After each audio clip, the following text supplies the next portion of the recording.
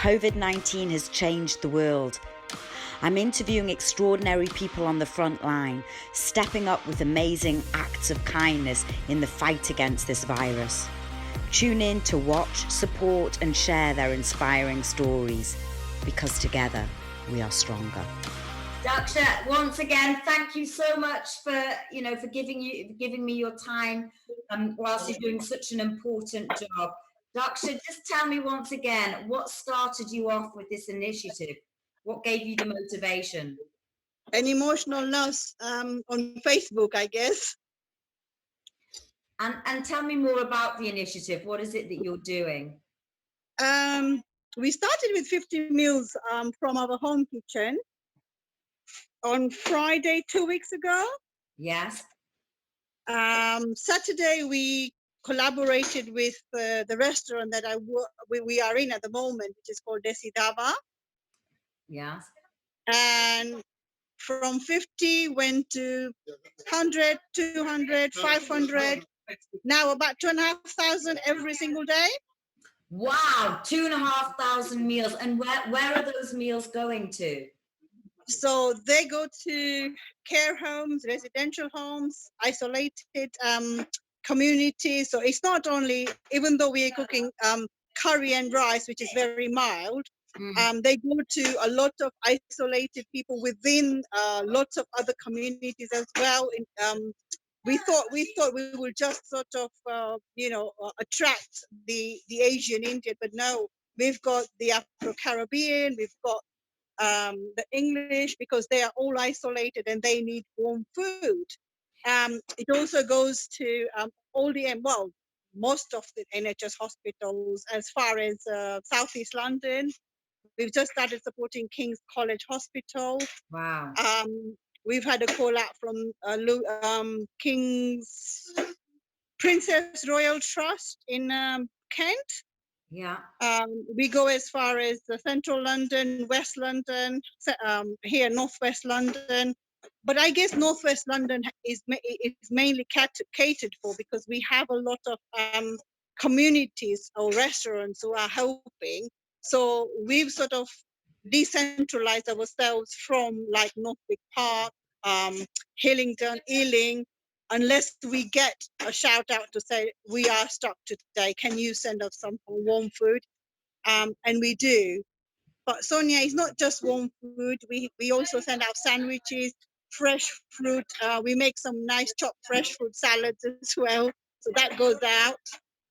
I mean, Daksha, it's amazing. How are you getting the volunteers? Because obviously, you're one amazing lady, but you must have. Do you have quite a lot of people there? So because we are restricted with space and social distancing, we have put a shout out to a lot of restaurants, a lot of catering kitchens, or venues, Brent Council, to say, can you help us? We are in the London Borough of Brent at the moment. Yeah. But no one seems to be helping us, so we need to move. Otherwise, we'll have to stop serving the thousands that we are doing at the moment. There are so many red tapes, and it just doesn't seem like anybody wants to help us, to help us cater for the people that we're catering for. So you need, am I getting this right? You need a premises in Brentford. No, Brent. We are in Brent. Yeah. We have spoken to a lot of councillors, a lot of, they come to see us, but no one is willing to. It's been a week now. We've been trying to move. My normal regular volunteers are extremely exhausted. My chefs are exhausted.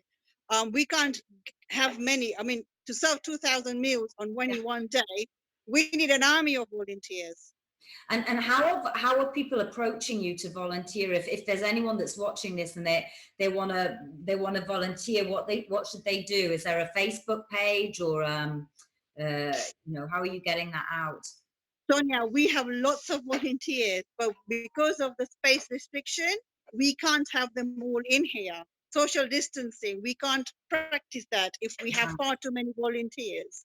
Okay, so basically, it's not the volunteers right now. It's the space that because of this, because of the social distancing and what we're going through. You need the space. So anybody watching there from Brent Council, or anybody actually that is in Brent that's got a large a large space that runs events, maybe you know, please, you know, put something on this post, and let's get some space for Daksha and the wonderful work and her team are doing.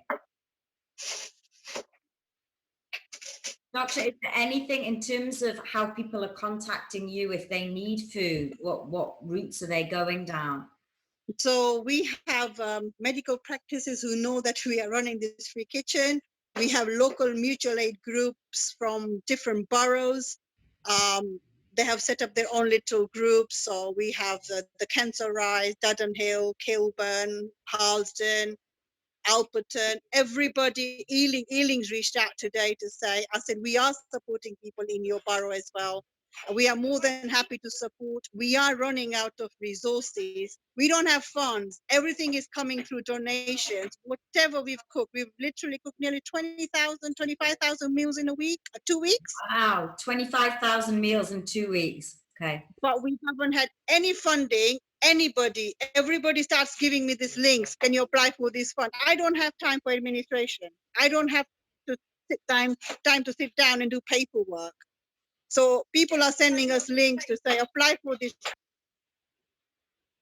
Oh, Daksha, I can't hear. Yeah, sorry. Myself. You muted yourself. I need to sit down and work on an Excel sheet. I don't have a laptop here that I can work with. My children are working from home, so they are using our resources at home. I said I needed a laptop a few weeks ago. I put a post out to say if anybody can lend it to us. You know, it's hard. It is just getting harder by the day. Okay, so you need a laptop, and by the sounds of it, you need someone to help with the administration as well. So again, everyone's listening that can help out with Daksha with administration. Is there a way you're taking donations at the moment? There is a GoFundMe page as well, which has been opened up. We don't have access to it. We haven't currently had the need, but I think there's a lot of protocol with that. I don't understand that part. It was the owner of Desi Daba who actually started the GoFundMe page, so he probably has more. I mainly deal with the incoming calls, listing out, making a spreadsheet, and just making sure that all the meals sort of are ready, you know, how many meals are needed for the morning, and then it goes out. We have tons of delivery drivers who come. We travel as far as East London, Southeast London, North London, Northwest London, Barnet Council. So we are covering a lot of boroughs. I'm sure what the council, the boroughs are doing within themselves, but we are reaching out to whoever. We're not saying no to anybody. We don't have means to filter whether these are genuine people, but our drivers who do go and deliver, they see these people because we knock on the door, we leave the food outside, we make sure that it's got to them, and they do say that they are genuine, people who are struggling with mobility. Care has been withdrawn because there's no, PPE for the carers. They're refusing to go into, help this isolated. And this is a whole this is a whole area that people aren't talking about. We know that the NHS workers are doing fantastic jobs, but there's a whole community out there that are actually being sort of forgotten about, that are falling through this gap.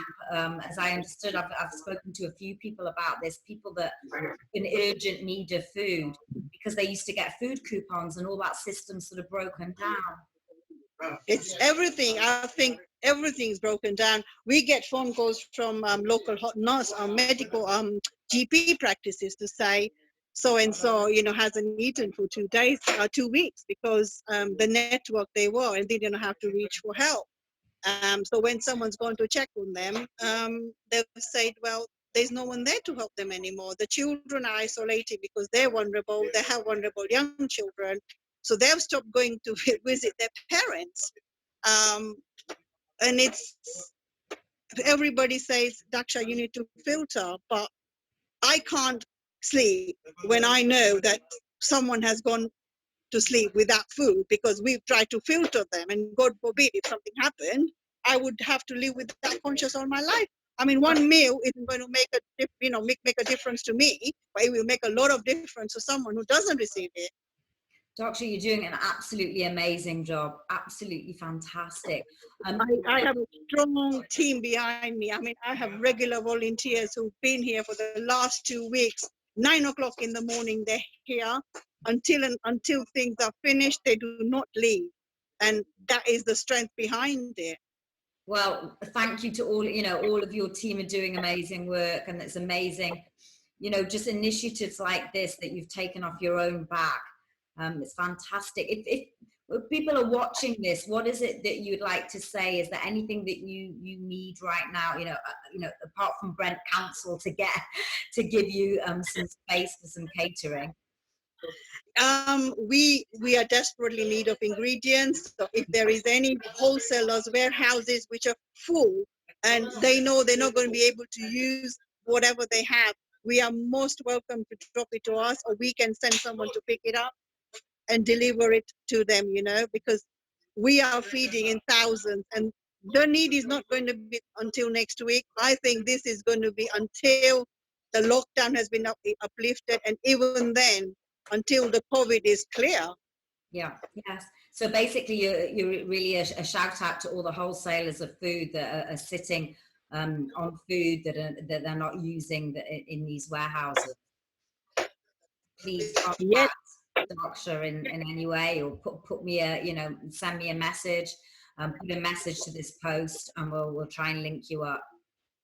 yes, and I think local councils just need to be able to, get through the red tapes and help us to make sure that we get somewhere. We haven't asked for anything in the last 2 weeks. We have managed so far. We are not asking for them to fund us. All we're asking them to do is give us a place where we can work with the social distancing, and where we can continue to feed and filter the thousands of people that are coming on in any one. We have 20 to 30 requests in one single day from care homes, from residential homes, who the staff are not coming, the families are suffering, the elders are suffering. We've had calls from young mothers who can't afford to feed their children. And we've now had a call out for baby food. We have baby food here, but we haven't got the space to have everybody in here to be able to then pack it and then filter it out to whoever needs it the most. Of course. Doctor, it's been amazing. You're doing, as I said, these stories are amazing of people like yourselves that are really stepping up and showing great leadership and courageous acts of kindness. Is there any lessons learned? I mean, how do you see this panning out in the future? Any lessons that you think that we should be learning from this? God, where do we start with lesson learning? It's a new experience. I mean, no one expected, what's happening, and I think no one was prepared for what's come their way. I guess we will never be prepared for anything like this, and we just have to continue to support each other and get through this, as much as we can, as far as we can, um, and make sure. So what I tell everybody is, yes, even though you're you're in isolation, just knock on the neighbor's door, check that they're okay, because there are many, many, many out there who are slipping through the system.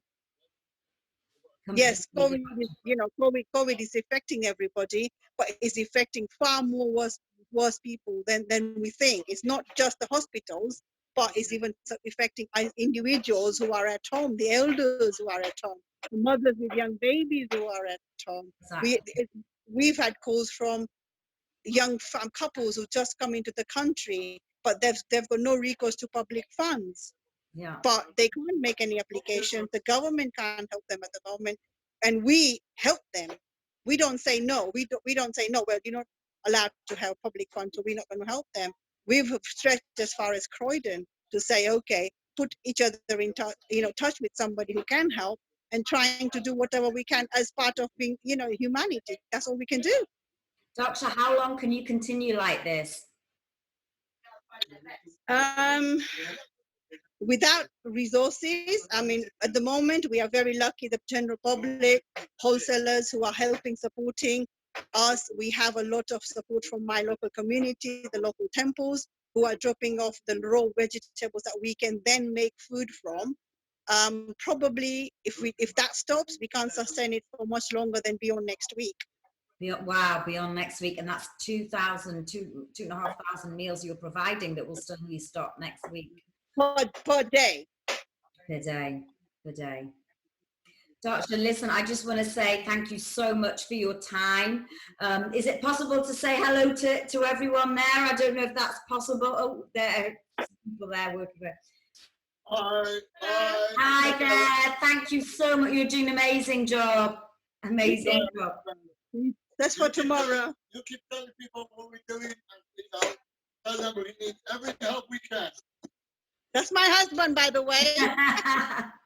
Well, look, Daksha, we'll get this out. It's going to go on YouTube. It's going to go on Facebook, and likewise spread the word. And all I want to say is thank you from the bottom of my heart. I'm sure that people like yourselves are really stepping up, and it's amazing things that you're doing. Thank you for your time. Growing together. Thank you so much. Thank you. Thank you. Namaste. Thank you. Namaste. Bye bye. Bye bye.